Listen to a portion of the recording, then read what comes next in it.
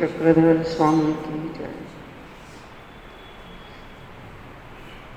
कितने लोग गीता रोज पढ़ते हैं? रोज पढ़ने वाले हाथ खड़ा करो।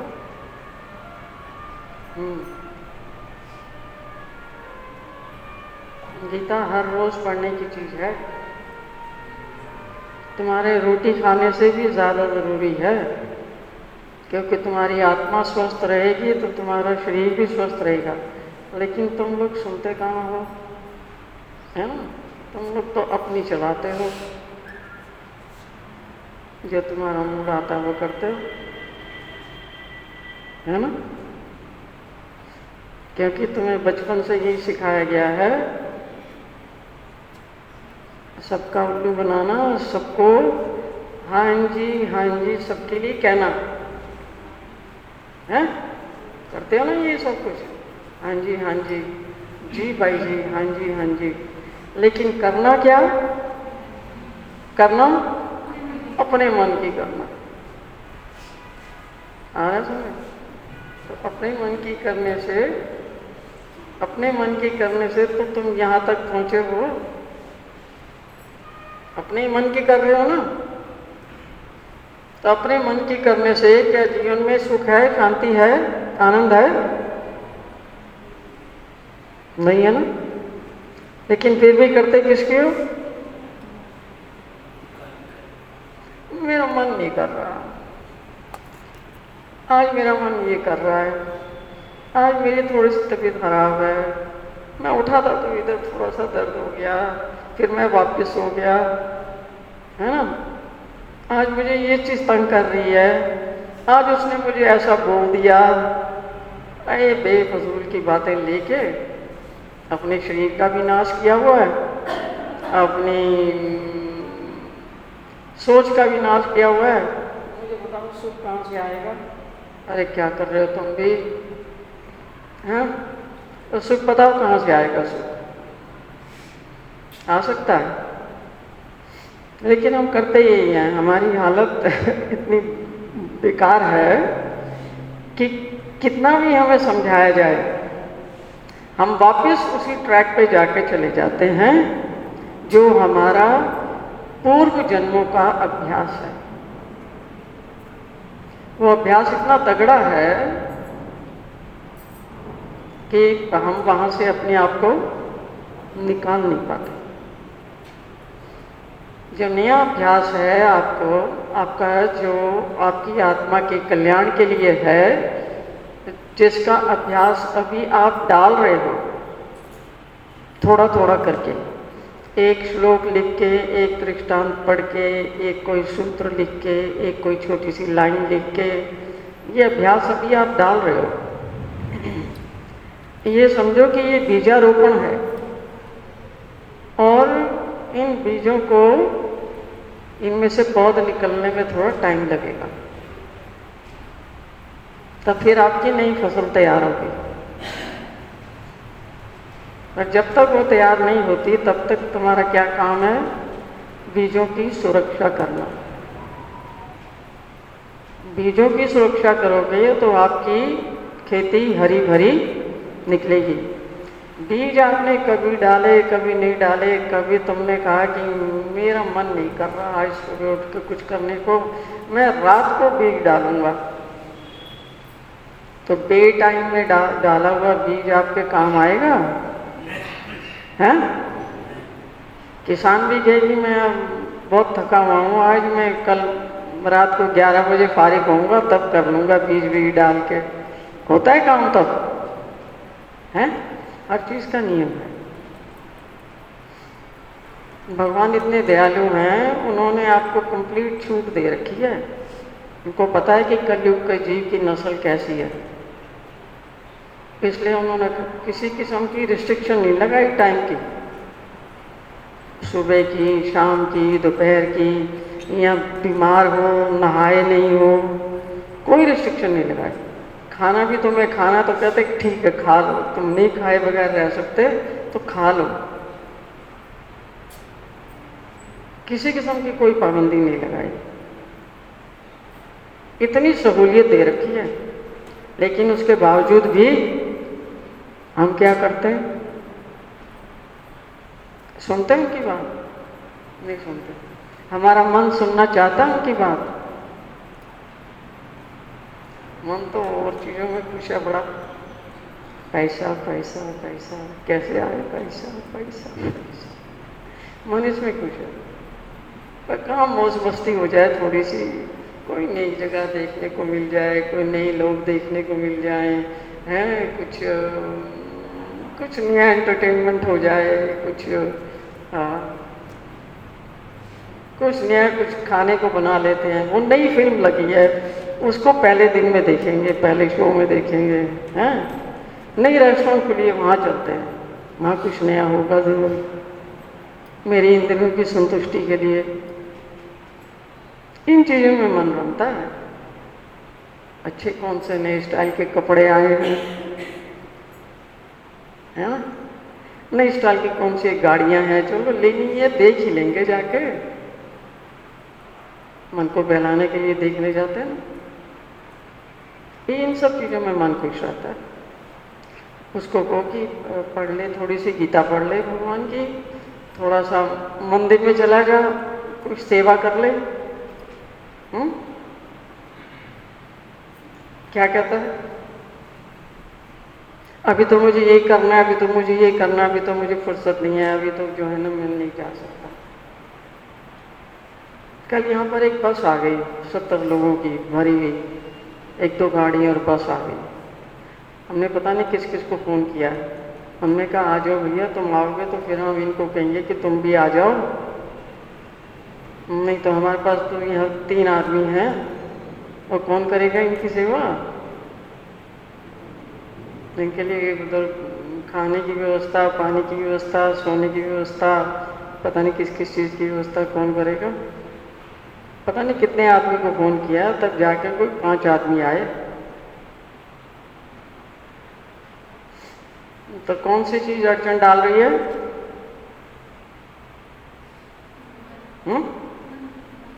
कौन डाल रहा है अड़चन? मन। तो मन की सुनोगे तो तुम्हारी क्या गति होगी?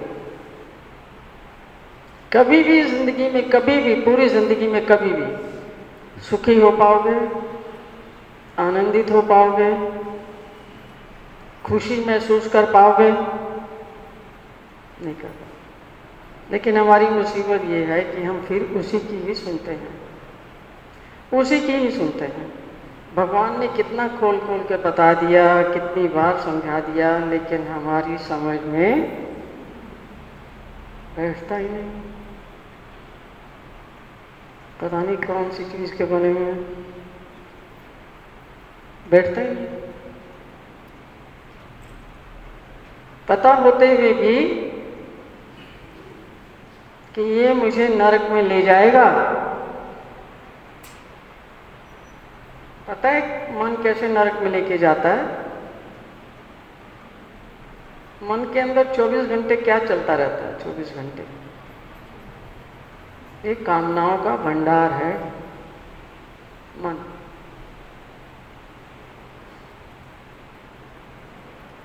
ये इंफॉर्मेशन लेता है इंद्रियों से और इच्छा पैदा कर लेता है। इतनी छोटी सी आंख है, इतनी सी, पर ये पहाड़ को भी देखती है। देखती है ना पहाड़ को? ऐसे ही जहां भी आंख जाती है ये सब कुछ देखती है, और देखते ही इसके अंदर क्या इच्छा पैदा होती है मन के अंदर? हाँ, ये चीज़ तो बहुत अच्छी है, ये तो मेरे घर में कितनी सुंदर लगेगी, ये मेरे शरीर पे कितनी सुंदर लगेगी, ये मेरे बच्चे के लिए कितनी सुंदर लगेगी, ये मेरी मम्मी के लिए कितनी सुंदर लगेगी, मेरे घर की शोभा कैसे बढ़ाएगी। आंख ने देखा, मन ने अपना चक्कर चलाया, भावना जागृत कर दी।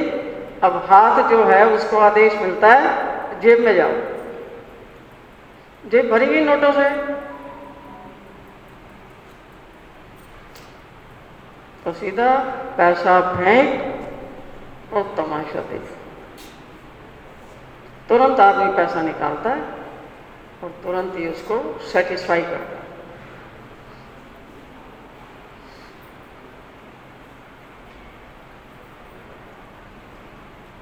क्या पैसे से सब खरीदा जाता है? क्या जो पैसे वाले हैं उनकी सारी इच्छाएं पूरी होती हैं?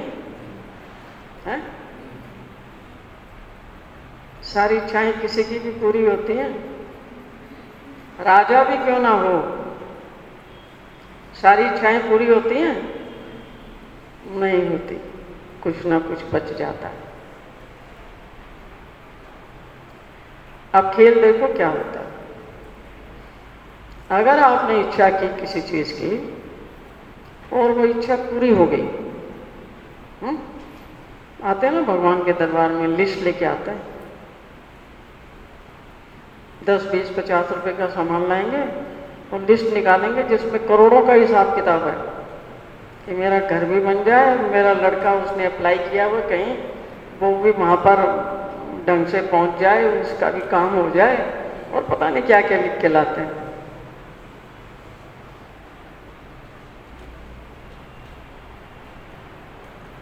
अब इच्छा पूरी हो गई तो शांति से बैठ जाओगे भगवान का शुक्रिया अदा करके कि भगवान आपका बहुत बहुत शुक्राना है। इच्छा पूर्ति होने के बाद कोई शुक्राना करने आता है? तुम्हारा कभी किसी ने शुक्राना किया? अगर तुमने किसी का भला किया, कुछ आज तक किसी ने शुक्राना किया कि मैं तुम्हारा शुक्रगुजार हूं? जब आपका ही कभी नहीं किया तो वो कभी भगवान का शुक्राना करेगा? कर सकता है वो ऐसा व्यक्ति? पहले तो घर वालों को ही करना पड़ता है ना, जिनके साथ आप उठते बैठते हैं, रहते हैं, उनका संबंध है, खाते पीते, उनका ही कभी नहीं किया तो भगवान का शुक्राना करोगे? कर सकते हो? नहीं कर सकते। एक तो तुम्हारी पर्सनालिटी में नहीं है। तुम्हारी पर्सनालिटी में सिर्फ लेना है, लेके मुकर जाना। जिसने एहसान किया उसका कभी भी एहसानमंद रहते हैं? नहीं रहते। ऐसी चीजें हमें क्या करती हैं कि एक इच्छा की पूर्ति होने पर, एक इच्छा सेटिस्फाइड होती है, उसके साथ में 20 या 5 या 10 या 15 और इच्छाएं जागृत होती हैं। फिर जाते हैं कभी माता रानी के दरवाजे पर, या कभी बालाजी के पास, या गणपति जी के पास, या कभी श्री कृष्णा के पास आते हैं।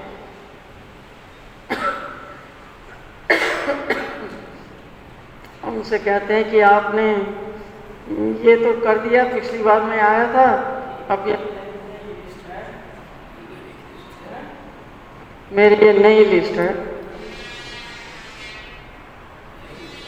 नहीं है ये लिस्ट, नहीं, नई लिस्ट निकाल के उसको पढ़ के सुनाते हैं। भगवान सुन लेते हैं बड़े आराम से। भगवान के लोगों को फंसाने के उनके पास बड़े तरीके हैं। लोग समझते हैं हम भगवान को फंसा रहे हैं। भगवान को फंसाने वाला कोई पैदा हुआ है? फंसते हैं किसी बात से?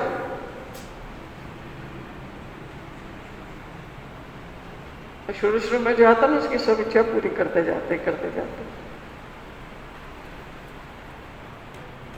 सोचते हैं ये तो बहुत बढ़िया बात है, कुछ करना नहीं, कुछ धरना नहीं, और जो भी लिस्ट लेके आता हूँ तो फरमाइश सारी पूरी हो रही है।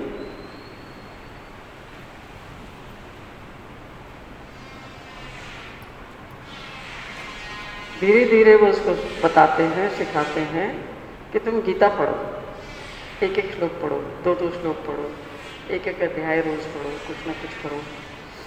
उसमें सारा अपना हिसाब किताब खोल देते हैं। ये अगर तुम्हारी इच्छा पूर्ति हो जाती है तो भी तुम जाने वाले हो नरक में, और अगर तुम्हारी इच्छा पूर्ति नहीं होती तो भी तुम जाने वाले हो कहाँ? नरक में ही जाने वाले हो। इच्छा पूर्ति हो गई तो भी तुम्हारे लिए नरक है, और इच्छा पूर्ति नहीं हुई तो बिल्कुल नरक है। आप शुरू में नहीं बताते उसको, शुरू में उसके सब चीज़ पूरी करते हैं कि उसका विश्वास बैठ जाए और वो फिर भगवान का कुछ वचन पढ़ने लग जाए जिसमें सारी सच्चाई है। वो तो भक्त पूछता है जी नरक में कैसे जाएंगे, इच्छा आपने हमारी पूरी कर दी तो हमारे लिए कौन सा नरक है, हम तो बड़े खुश हैं, आपने हमारी सारी इच्छाएं पूरी कर दी, 1 2 3 4 5 पहले लाए थे और 11 बाद में लाए थे, सारी तो कर दी आपने पूरी, हम नरक में थोड़ी जा रहे हैं, हम तो बहुत मस्त हैं। भगवान कहते हैं आप थोड़ा सा आगे बढ़ो और सोचो कि ये रास्ता कहाँ जा रहा है। इच्छाएं कभी भी किसी की पूरी होती हैं। तुम 30 साल के हो, 25 साल के हो, 50 साल के हो, 60 के हो, 80 के हो, 90 के हो, उसको पूछो, इंटरव्यू करो, भाई साहब आपकी सब इच्छाएं पूरी हो गई, क्या बोलेगा? उसके जीवन में संतुष्टि आएगी कभी कि हाँ प्रभु आपने इतना दिया है, इतना दिया है, इतना दिया है कि मैं संभाल नहीं पाता हूँ, अब बस करो, कहेगा कभी? कभी कहेगा बस के लिए? नहीं नहीं नहीं, देना हो तो छप्पड़ फाड़ के देना, बस कतई मत कर देना। तो हो गया ना नरक का इंतजाम। अब भक्ति करोगे, भजन करोगे बैठ के, होगा भजन, भजन होगा, अब ध्यान होगा, सेवा होगी, मंदिर जाना होगा, गीता पढ़ना लिखना होगा, बताओ होगा कुछ भी? तैयार हो गए ना नरक? जो कामना पूर्ति के मार्ग पर जाता है, सारी कामनाएं पूर्ण होते होते वो आदमी इतना लोभी बन जाता है कि उसकी संतुष्टि खत्म हो जाती है, इतना लोभी बन जाता है, ये भी चाहिए, ये भी चाहिए, ये भी चाहिए, और दो और दो और दो, खत्म ही नहीं होता कभी। लोभ का कोई अंत है? अब यही लोभ आपसे पाप करवाएगा या नहीं? पाप की जड़ में क्या है?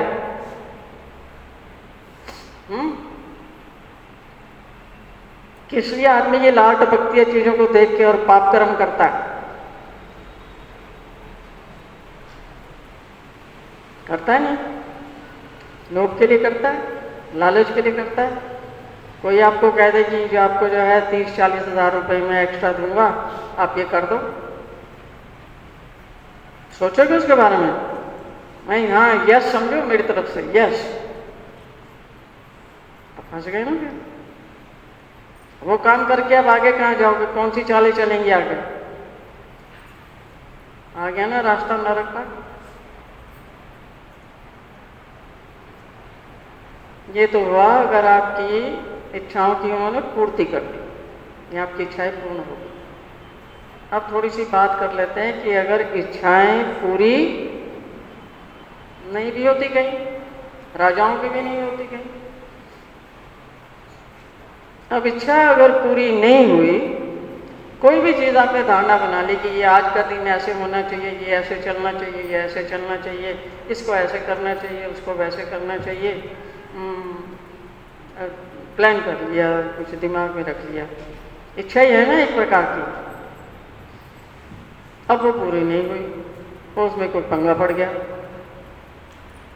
पंगे पड़ जाते हैं ना चीज़ों में, वो तो प्रकृति की तरफ से आते हैं, आपका उनके ऊपर कोई कंट्रोल नहीं है ना। अब क्या होगा? अब आप शांति से बैठ पाएंगे? शांति भंग होगी ना, क्योंकि इच्छा पूर्ति में विघ्न आ गया। जैसी प्लानिंग कर रखी थी उसमें विघ्न आ गया। विघ्न आकर के आदमी कभी ये सोचता है कि चलो कोई बात नहीं, मेरे ही किसी कर्म से विघ्न आया होगा, कभी सोचता है ऐसा? नहीं। उसकी दृष्टि कहाँ रहती है? किसने विघ्न डाला उसको पकड़ो, किसकी वजह से विघ्न आया उसको पकड़ो। विघ्न किसी दूसरे की वजह से आया है क्या? किसी दूसरे की वजह से विघ्न आया है क्या? विघ्न उसके अपने कर्मों के कारण आता है, लेकिन वो अपनी गलती कभी ना मान करके क्या कहता है, विघ्न मुझे इस कारण से आया।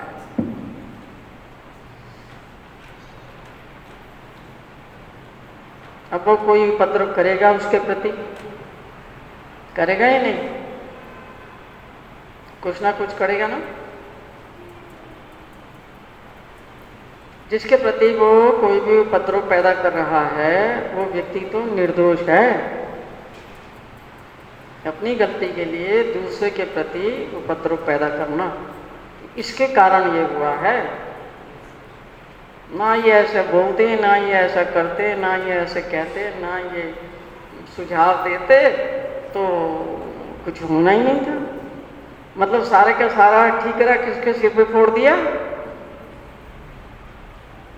निर्दोष के सिर पे, पूरा ठीकरा फोड़ दिया उसके सिर पे। अब उसका परिणाम क्या होगा, किसी निर्दोष को उसके सिर पे जाके अपना कर्मों का ठीकरा फोड़ना, इसका प्रभाव नहीं होगा तुम्हारे जीवन में, हैं? कष्ट आएंगे कि नहीं? और तुम्हारे कष्टों का क्या होगा, आगे से कम होंगे या आगे से बढ़ेंगे? बढ़ेंगे ना। गुस्सा आएगा कि नहीं? दिमाग बौखलाएगा कि नहीं? अब जब आदमी का दिमाग बौखला जाता है, क्या उसको पता होता है कि वो क्या कह रहा है? हैं? उसको पता होता है? नहीं। उसके हाथ में अगर ईंट वींट पत्थर वत्थर कुछ आ गया तो वो क्या करेगा, चलाएगा ही नहीं। पहले हाथ पैर चलाएगा, हाथ पैरों से बात नहीं बनी, चलाने पड़ेंगे, चलाएगा, परिणाम आएगा नहीं सामने। दूसरों को दुखी किया ही नहीं, तो अंतःकरण दुखाया, परेशान किया बगैर बात के। इच्छा अपनी धारण कर ली, अरे ये इच्छा धारण किया है तो अपने बलबूते पे उसको पूरा करो ना, जाके 10 आदमी को और क्यों परेशान कर रखा।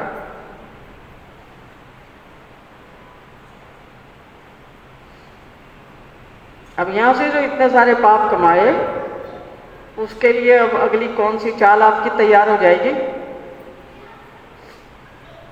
नरक की या सुख की?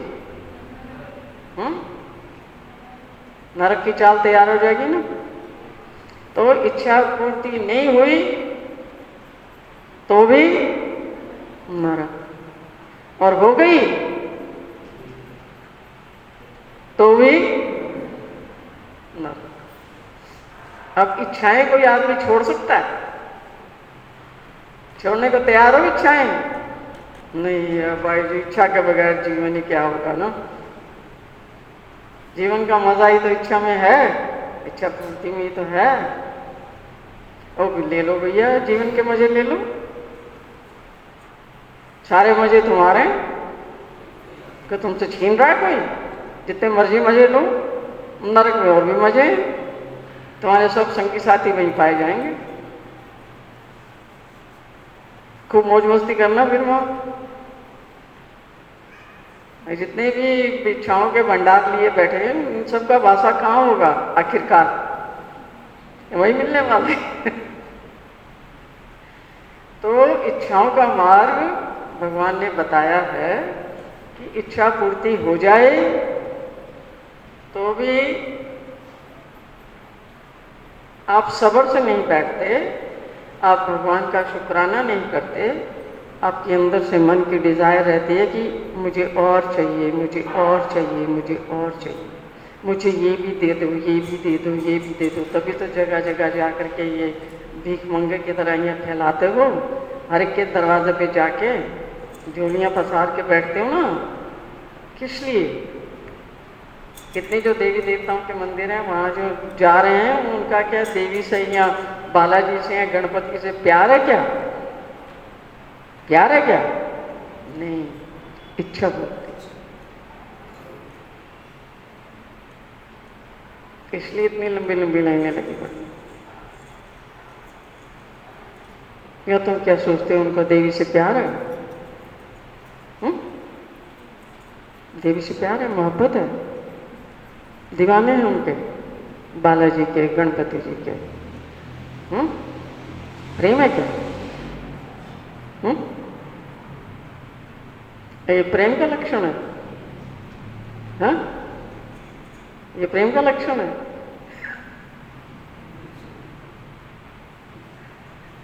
तो जो कर रहे हो उसको थोड़ा सोचो। इसलिए भगवान ने ज़्यादा देर नहीं लगाई। पहले अध्याय में तो अर्जुन का विषाद योग है, दूसरे अध्याय में ही भगवान ने सारे रहस्य खोल दिए, खूब बता दिया बेटा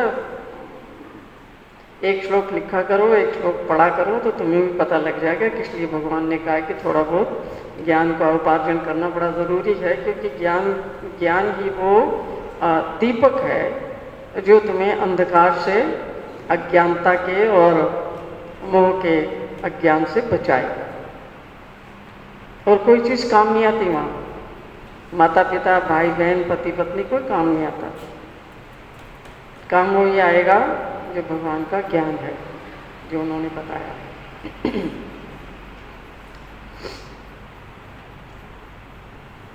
थोड़ा सा मैं आपके लिए आज विचार आया था कि ये 13वां अध्याय है ना, इसमें से थोड़ा सा कुछ बताने का विचार आया था। देखो हम सबको यही नहीं पता कि हम हैं कौन। हमें दुनिया भर का सब पता है, अपनी कोई बात ही नहीं। दुनिया का सब पता ना, कितने देश हैं, कितनी उनकी लैंग्वेजेस हैं, वहाँ के प्रधान कौन है, वहाँ पर क्या होगा, गोला बारूद हो गया, वो वहाँ का तख्ता पलट हो गया, वहाँ का कुछ और हो गया। दुनिया भर का पता है ना, सोशल मीडिया में सब कुछ आ रहा है, तो सारी चीज़ों को पता है। और ये आँख जो हैं, ये जो बाहर की आँखें हैं, ये सिर्फ बाहर देखती हैं, अंदर से अंधी हैं, अंदर इनको कुछ दिखाई नहीं देता है। इन आँखों को अंदर की आँख और होती है, अंदर की आँख हमारी बंद है, बाहर की हमारी आँखें खुली हुई हैं। मुझे बताओ तुम्हें जहाँ भी देखोगे क्या नजर आएगा? क्या नजर आएगा?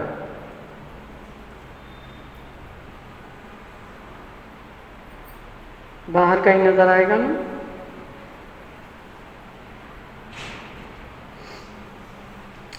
बाहर का ही नजर आएगा ना, पक्की बात है।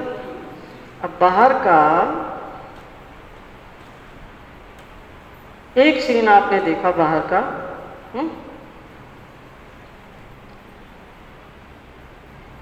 2 मिनट बाद वो सीन वैसा ही रहता है? नहीं। आप नदी में गए गंगा स्नान के लिए, या कोई जो आता है पर्व आते हैं ना जिसमें जाके गंगा में डुबकी लगाते हैं, तो आपने एक डुबकी लगाई है और तुरंत दूसरे मिनट आपने दूसरी डुबकी लगा दी और तीसरी डुबकी लगा दी है। तो क्या आपने एक ही पानी में डुबकी लगाई है? एक ही पानी में लगाई है? नहीं। जो बहता हुआ पानी है वो वहीं खड़ा रहा था तुम्हारे लिए कि तुम अभी दूसरी लगाओगे और फिर तुम तीसरी लगाओगे? खड़ा हुआ था तुम्हारे लिए। तो देखा आपने कितनी देर में, तुम्हारी पलक झपकने में और दोबारा डुबकी लगाने में ही वो सीन बदल गया। एक पानी में आप 2 बार डुबकी नहीं लगा सकते, बहते हुए पानी में। तो खड़ा हुआ पानी है उसमें तो आप जितनी मर्जी लगाओ, है ना। पर चलते पानी में आप उसी पानी में दोबारा डुबकी नहीं लगा सकते। और कहीं पर भी बैठे हुए आप देख रहे हैं, किसी पेड़ को देख रहे हैं, किसी और चीज़ को देख रहे हैं, उसके पत्ते जो हिलते हैं उसकी पोजीशन प्रतिक्षण बदल जाती है। उसमें कोई पक्षी बैठा हुआ है, वो प्रतिक्षण बदल जाता है। कोई आपने कैमरा का फोकस वहाँ लगाया है, प्रतिक्षण जो है वो बदल जाता है। तो आपकी आँख जो कुछ भी देखती है वो सब कुछ परिवर्तनशील है, वो टिकने वाली वस्तु नहीं है। वो प्रतिक्षण प्रतिक्षण प्रतिक्षण बदल रही है।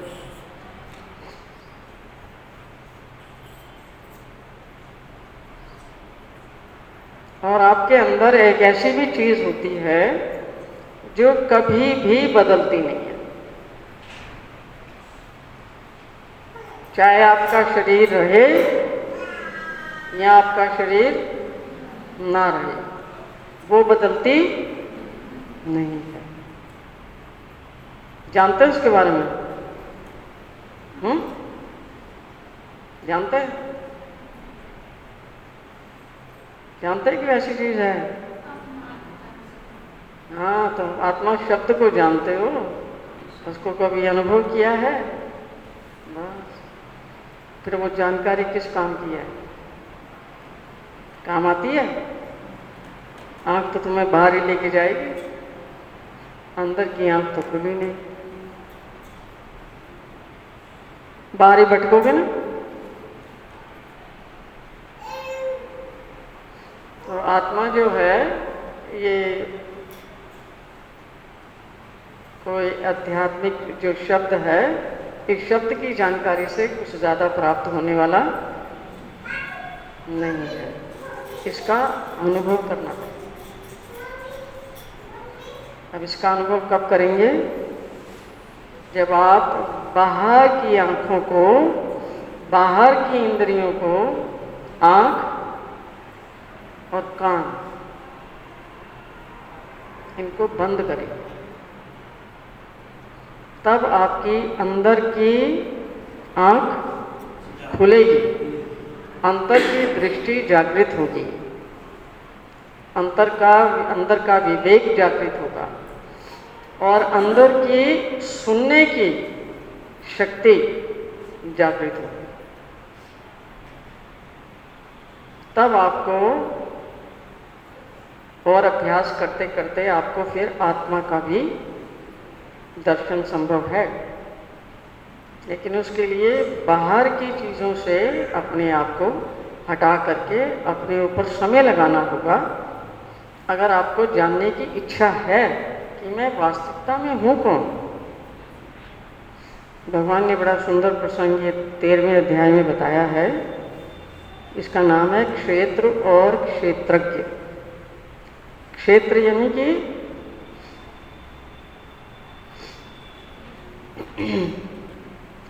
क्षेत्र, भगवान कहते हैं कि ये जो शरीर है ये क्षेत्र के नाम से जाना जाता है। खेत समझ लो या क्षेत्र समझ लो, कुछ भी समझ लो। और जो उसके बारे में जानता है उसका नाम है क्षेत्रज्ञ, क्षेत्र को जानने वाला। क्षेत्र कौन सा है? ये पूरा शरीर जो है ना आपका, ये क्षेत्र है। और जो इसको जानता है ये कैसा है, इसकी तासीर कैसी है, इसका हिसाब किताब कैसा है, उसको कहते हैं क्षेत्रज्ञ, जो इसके बारे में जानकारी रखता है। भगवान कहते हैं कि सभी क्षेत्रों में तुम आत्मा का निवास जानो। सबके शरीर जो चल रहे हैं, किससे चल रहे हैं? जो अंदर आत्मा बैठी है, जो जीवित तत्व है, जो ना कभी बदलता है, ना चेंज होता है, ना बुढ़ा होता है, ना उसका कोई लिंग है, ना उसकी कोई जाति है, ना उसका कोई वर्ण है, ना उसका कोई और हिसाब किताब है बाहरी दुनिया से संबंधित। भगवान कहते हैं अर्जुन, तुम ये सभी क्षेत्रों में अर्थात सभी शरीरों में जीवात्मा का निवास जानो।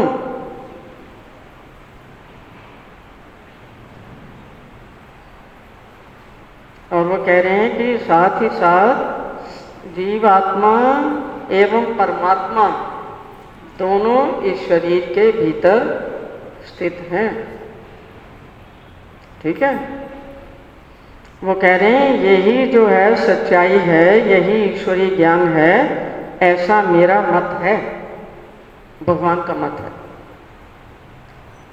ये क्षेत्र जैसा है, जिन विकारों वाला है और जिस कारण से हुआ है, और ये क्षेत्रज्ञ यानी कि आत्मा ये जैसा है और जिस प्रभाव वाला है, वह मैं तुम्हें आगे बताता हूँ, संक्षेप में उसे सुनो।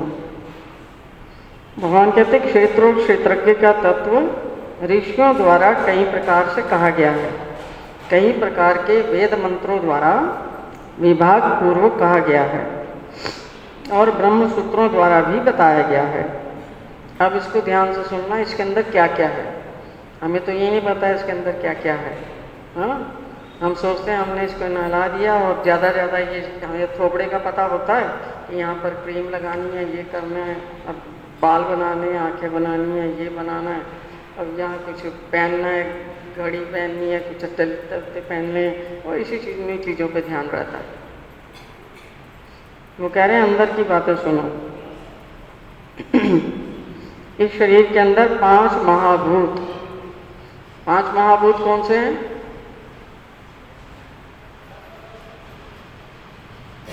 ये उंगली पृथ्वी, हाथ ऐसे करो, ये उंगली, ये अनामिका पृथ्वी, रिंग फिंगर बोलते हैं ना इसको, ये पृथ्वी है, ये पृथ्वी तत्व को इंडिकेट करती है। पृथ्वी, ये जल, जल 80% 70% बॉडी में जल है। ये अग्नि, सूर्यदेव का अग्नि, ये वायु, ये पॉइंटिंग फिंगर वायु, और ये आकाश। पृथ्वी, जल, अग्नि, वायु, आकाश।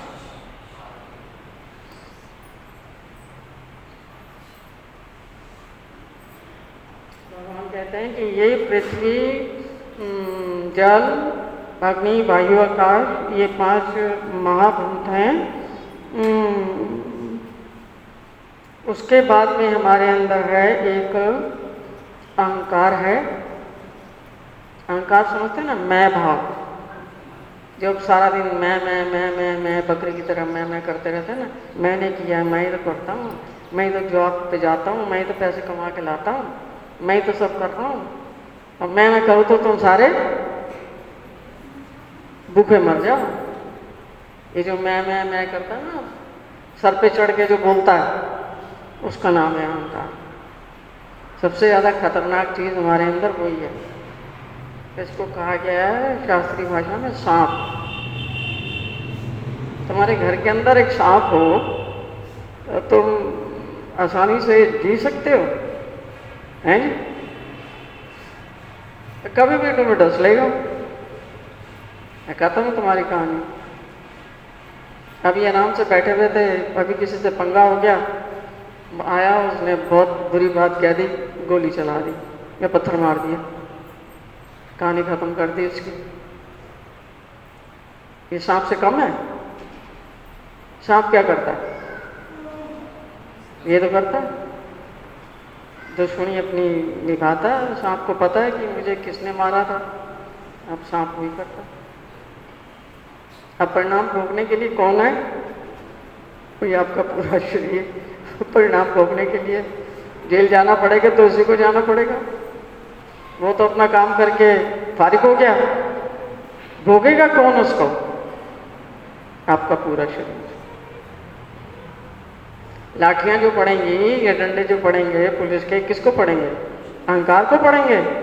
नहीं, वो तो किसी को पता ही नहीं है। शरीर झेलेगा। पीठ ने कोई जुल्म किया था, जो पीठ बेचारी को डंडे पीठ पे पड़ते हैं, उसका कोई कसूर था? कोई कसूर नहीं, बेचारी का बेकसूर पीट रहा।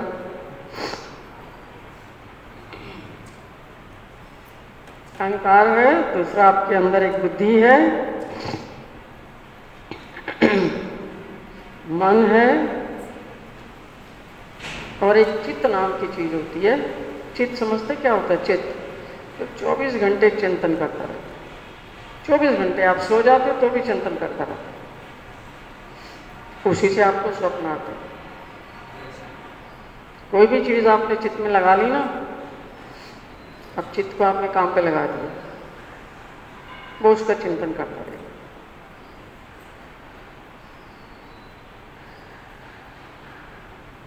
उसके अलावा हमारे पास हैं 10 इंद्रियां हैं, 5 ज्ञान इंद्रियां और 5 कर्म इंद्रियां। कर्म इंद्रियों में ये हाथ पैर आ जाते हैं और नीचे के केंद्र आ जाते हैं, और ज्ञान इंद्रियों में आपकी जो आपको जो नॉलेज ब्रेन को देने वाली हैं वो आँखें हैं, कान है, ये नाक है, ज़ुबान है, त्वचा है, ये बताती है गर्म है ठंडा है, ज़ुबान बताती है कड़वा है मीठा है, कान बताता है कि अच्छा म्यूज़िक है या कला कलेश हो रहा है ना। आँख भी देखती है, बताती है, गंदगी देखती है तो बताती है, अच्छा कोई फूल देखती है तो बताती है। ये कुछ कर्म इंद्रियाँ हैं, कुछ ज्ञान इंद्रियाँ हैं। 5 ज्ञान इंद्रियाँ, 5 कर्म इंद्रियाँ। बता रहे आगे मन, और फिर है इंद्रियों के विषय। हर एक इंद्रिय का एक एक विषय है। कानों का विषय है शब्द। कान किससे प्रभावित होता है? शब्द से। सबके अलग अलग है, हर एक इंद्रिय का विषय अलग है। अब जो टेस्ट है, जो आपको कोई चीज़ आपने खाई स्वादिष्ट है या फीकी है या कड़वी है, उसका कान को कोई अनुभव होता है? कान के अनुभव की चीज़ें अलग हैं और ज़ुबान के अनुभव की चीज़ें अलग हैं। हर एक इंद्रिय के विषय अलग है। कान का विषय है शब्द, और ऐसे ही शब्द स्पर्श। स्पर्श किसका विषय? आपकी जो त्वचा है उसको स्पर्श करो तो उसको एहसास होता है। आपने कभी अनुभव किया कि पीछे से आपका कोई एक बाल खींचता हो तो आपको पता लगता है नहीं? एक बाल, बच्चा कोई खड़ा हुआ है, आपका एक बाल खींच रहा है, पता लगता है ना? वो स्पर्श। और रूप, आँख का जो है विषय है रूप को देखना। रूप को देख के ही आँख प्रभावित होती है ना। आँख क्या देखती है? रूप ही तो देखती है। और रस, ज़बान जो है रस मान करती है। और गंध, नासिका, ये गंध। इसके अलावा हमारे अंदर इच्छा, द्वेष, सुख दुख को अनुभव करने की अंदर अनुभव करने की शक्ति है। स्थूल देह जो है ये पूरा आपका शरीर है, इसका ये पिंड। इसके अलावा एक चेतना है अंदर जिसको बोलते हैं कि चेतन शक्ति, माया का अंश चेतना। और धृति, धृति यानी कि धारण शक्ति या डिटर्मिनेशन जिसको कहते हैं ना। डिटर्मिनेशन की क्या हिंदी अर्चना है?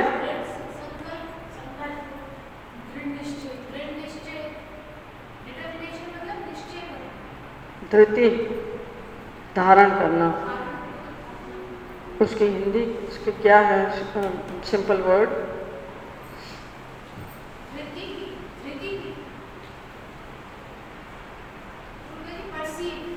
हाँ हाँ, धृति यानी कि धारण शक्ति ना है। हाँ, डिटर्मिनेशन उसको इंग्लिश में कहते हैं, डिटर्मिनेशन या धारण शक्ति। मतलब आपने कोई संकल्प लिया तो उसके पीछे शक्ति होती है ना कि हाँ मैं ये करूँगा, मैं ये कर सकता हूँ, मैं करना चाहता हूँ।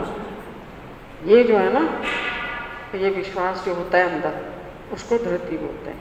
ये भी सबके अंदर होती है। और इस तरह से भगवान बता रहे हैं कि इतना सारा खजाना आपके अंदर रखा हुआ है जिससे ये आपका पूरा शरीर बना है। क्या आपको इसमें से एक भी चीज़ का पता था? नहीं ना। ये पढ़ते भी रहो ना इस अध्याय को 10वीं बार, कुछ लोग पढ़ रहे हैं, सालों से पढ़ रहे हैं, ये चीज़ें समझ में नहीं आती, क्योंकि हमारी अंदर की आँख जो है एकदम बंद है। बाहर की आँख हमारी खुली हुई है, इसलिए अंदर की हमें कुछ चीज़, ये अध्यात्म जो है ये अंदर की विद्या है। ये बाहर पैसे कमाने की विद्या नहीं है कि आपने कुछ सीख लिया और सर्टिफिकेट दिखा दिया और जॉब मिल गई और 2 लाख महीने का कॉन्ट्रैक्ट आ गया, समझे? इसलिए कोई भी व्यक्ति अपने आप को नहीं जानता, दुनिया के सारे फालतू चीज़ों को वो जानता है। इसलिए वो अपने आप को नहीं पहचान पाता, अपने आप को नहीं जान पाता। मुझे बताओ सोच के कि जो आदमी केपेबल नहीं है कि अपने आप को जाने, क्या उसके अंदर शक्ति और सामर्थ्य है कि किसी दूसरे को जान सके? जान सकता है दूसरे किसी को? है उसके अंदर शक्ति सामर्थ्य दूसरे को जानने की? अपनी तो ABCD नहीं बोला और वो कह रहे हाँ वो भी बैठे ना, उसको मैं जानता हूँ, अच्छी तरह से जानता। क्या जानते हो तुम उसके बारे में? तुम्हारा 2 मिनट का उसके साथ कोई संपर्क हुआ होगा, है ना? या अच्छा हुआ होगा या बुरा हो गया, और मैं कहनी ये बहुत बुरा इंसान है, मैं जानता हूँ उसके बारे में, बहुत बुरा इंसान है। तुम्हारे 2 मिनट के संपर्क से वो बुरा हो गया? अपना तुम्हें को यथा पता नहीं है, और दूसरों के ऊपर कमेंट कर रहे हो कि उसको मैं अच्छी तरह से जानता हूँ, खाक भी नहीं जानते उसके बारे में। 2 मिनट का अनुभव होगा जिसको जानते हो, और तुमने उसके ऊपर एक लेबल लगा दिया, ये मेरे से अच्छा नहीं बोला था इसलिए आदमी बिल्कुल बेकार है, ये वाहियात है और सबको बता दिया कि भाई इस आदमी से बच के रहना, बिल्कुल खराब आदमी, बहुत बेकार है, मैं जानता हूँ इसको। ऐसा करते हो नहीं करते हो? सच्चाई है क्या ये? हाँ जी, क्या ये वास्तविकता है? क्या वो व्यक्ति वैसा ही है जैसा आप लोग सोच रहे हैं? वैसा है वो? है नहीं, वो तो उसने एक बार आपसे कुछ बोला, वो तो उसकी पूरी किताब का एक पन्ना हो सकता है, वो पूरी किताब आपने कह दी कि पूरी किताब ही उसकी ऐसी है। उसका 1 मिनट का या 2 मिनट का आपके साथ जो वार्तालाप हुआ, उसको लेकर के आपने क्या जजमेंट लगा दी कि ये पूरा का पूरा इसका व्यक्तित्व ही ऐसा है। ये होती है मूर्खता की निशानी। अपने बारे में ABCD पता नहीं और दूसरों के बारे में कमेंट कर रहे हैं। इससे आपका नुकसान होता है, आप आगे नहीं बढ़ पाते, अपने आप को नहीं जान पाते, किसी को नहीं जान पाते, कुछ नहीं कर पाते जीवन में, अज्ञानी रहते। देखो, जब तक अपने आप को जानने की हिम्मत नहीं है तो मुझे बताओ कि भगवान अपना रहस्य कोई भी तुम्हें खोलेंगे? जो इंसान स्वयं को नहीं जानता वो भगवान को जान पाएगा क्या? जान पाएगा क्या? भगवान क्या इन कागजों में बस रहा है, इन अक्षरों में बस रहा है, काले अक्षरों में, इनमें बस रहा है?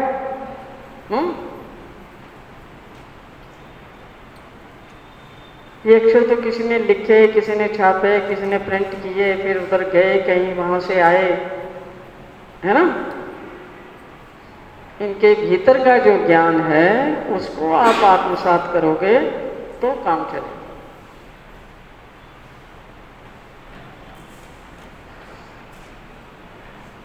ये विषय थोड़ा लंबा है, इसलिए इसको यहीं पर रोक देते हैं। ये इसका पहला पार्ट खत्म हो गया कि इस शरीर के अंदर क्या है। ठीक है, शरीर का पता लग गया, इसको जाके दोबारा पढ़ना। ये 5 जो तत्व बताए हैं और उसके बाद ये और जो चीज़ें हैं इसमें सारी इंद्रियां कितनी हैं, इंद्रियों के विषय कौन कौन से हैं, और फिर मन, बुद्धि, चित्त, अहंकार है, फिर चेतना है, फिर धृति है। ठीक है, और विकारों सहित ये क्षेत्र है। ये क्षेत्र की परिभाषा हुई है अभी, है। आगे बताएंगे भगवान की जीवात्मा जो इसको जानता है वो कैसा है, फिर बताएंगे परमात्मा जो इन दोनों को जानता है वो कैसा है। ठीक है, इसको फिर नेक्स्ट टाइम इसको कवर करेंगे। ठीक है, समय को देखते हैं ना।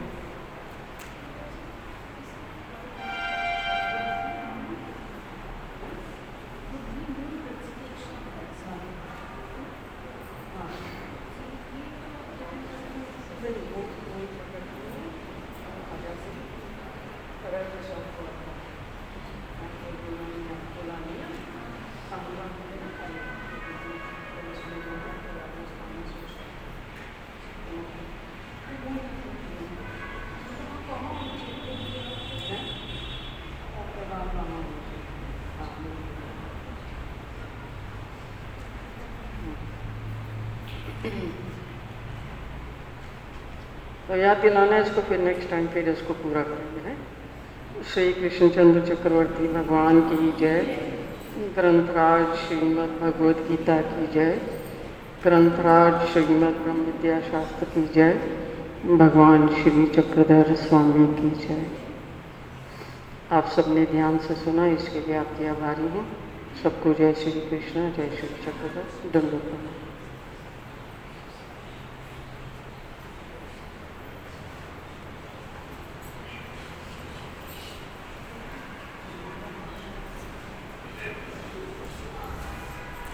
सब लोग 2 प्रणाम डाल के फिर बाहर जाएंगे। ठीक है, 2 प्रणाम डालते समय क्या कहना है? श्री कृष्ण भगवान से प्रार्थना करनी है कि प्रभु मैंने जो कुछ भी सुना है उसके कुछ अंश कम से कम मैं अपने हृदय में धारण कर सकूं। प्रभु ऐसी कृपा करनी है। उनसे प्रार्थना करें भगवान से।